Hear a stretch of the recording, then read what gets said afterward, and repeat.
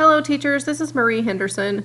Now that you've gotten started with PlayPosit by creating a class and learning how to add students to that class, we need to add an interactive video. Again, PlayPosit calls that a bulb. So we're ready to add a new bulb. So I'm here in my PlayPosit account and I'm going to click Add New Bulb. An additional tab opens and it gives you some information about the designer menu. However, we're just going to click right into that. PlayPosit has made a bunch of updates recently, so they have a lot of different resources available to help you get started with those. I'd encourage you to know what video you're going to use before you get in here, and I'd also even encourage you to write the questions and have those planned, because then you'll be ready to dive right in with all of the great tools here in PlayPosit.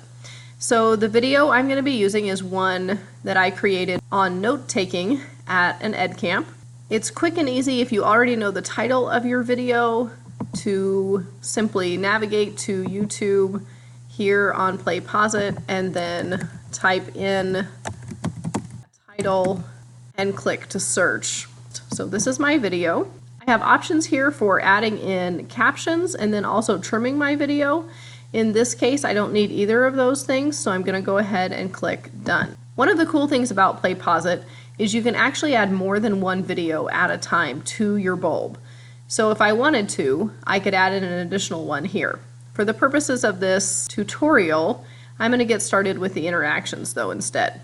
Alright, so like I said, I've planned my questions and I've typed them out so that I can copy and paste them here into my video quickly and easily. So I've kind of got this drug over here to the side, make that a little bit larger.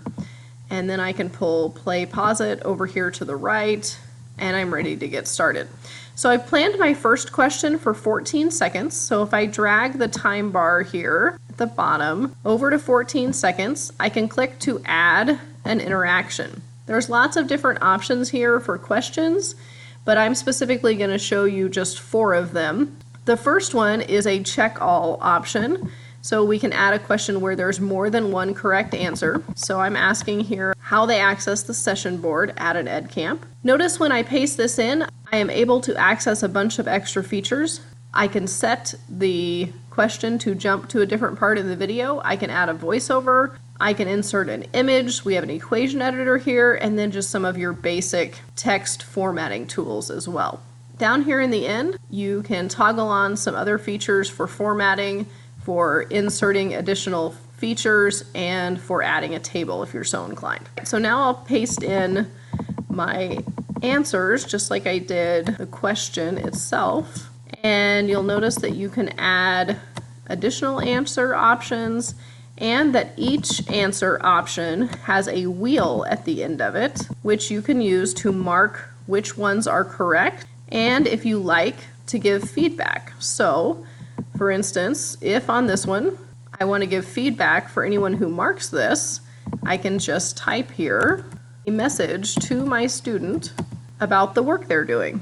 Down here at the bottom for each question, you have advanced options, and you can decide whether or not questions are required, whether they can pause the video and play it back, whether they can rewind when they get to the interaction.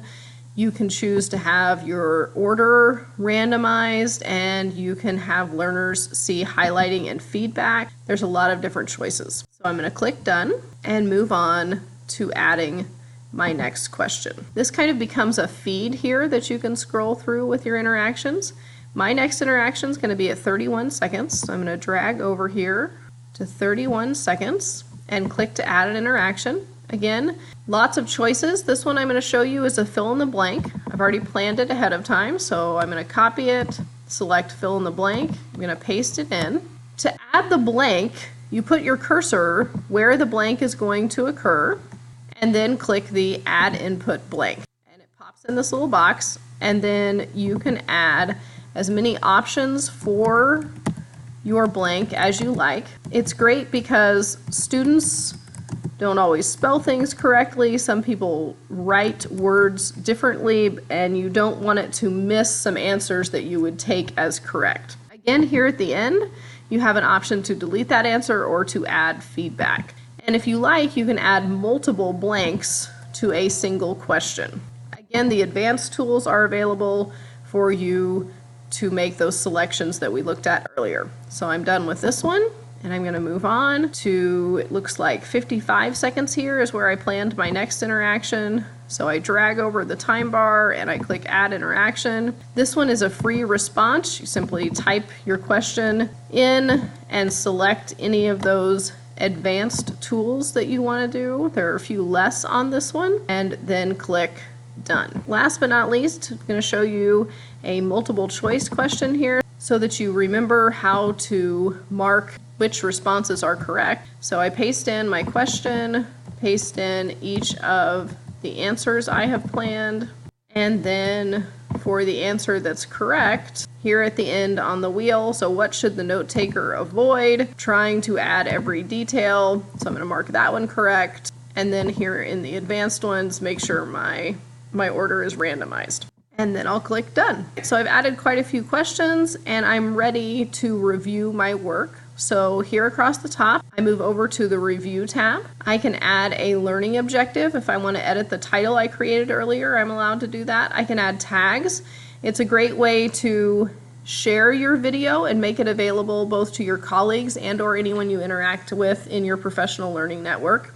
You have some playback options. Some of these you selected already for individual questions, but you can also make it so one of these rules works for your entire quiz by adding it to all of the existing interactions. And then here at the bottom, you can check out the options they have here for privacy. All right, so once you're finished, you click Save Changes, and then you can click Save and Exit. Now you're ready to assign the bulb to your students and let them get started with your new interactive video. As always, if you have questions or need further assistance, please don't hesitate to reach out to me. Thanks, and have a great day.